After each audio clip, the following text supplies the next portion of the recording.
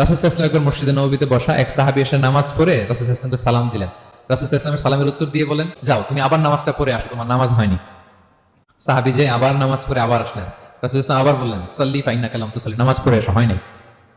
আবার গেলেন, আসলেন, আবার বললেন তুমি নামাজটা পড়ে আসো, হয়নি। এবার তো বেচারা কেঁদে দিয়ে বলে, ইয়া রাসূলুল্লাহ লা উহসিনু মিন যালিক, এর চেয়ে ভালো পারি না আমি, আপনি আমাকে শিখিয়ে দেন। রাসূল সাল্লাল্লাহু আলাইহি ওয়াসাল্লাম তখন বললেন, যখন নামাজে দাঁড়াবা ফাতিহা পড়বা আর একটা সূরা মেলাবা, ধীরস্থির ভাবে দাঁড়াবা। যখন রুকুতে যাবা হাত্তা তাতমাইন্না রাকিআন, ধীরস্থির ভাবে রুকু করবা। তুমি তাড়াহুড়ো করেছো, রুকু থেকে যখন সোজা হয়ে দাঁড়াবা ধীরস্থির ভাবে দাঁড়াবা, নাকি তাড়াহুড়ো করবেন?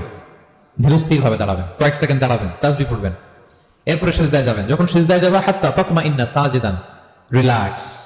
সালাতের মধ্যে কিভাবে থাকতে হবে? উইথ রিল্যাক্সেশন, রিল্যাক্সের সাথে তুমি সিজদা দিবা। দুই সিজদার মাঝখানে বসে আবার রিল্যাক্স, আবার তুমি ধীরস্থির ভাবে বসবা। এইভাবে পুরো সালাতটা প্রত্যেকটা রাকাত তুমি এভাবে আদায় করবে।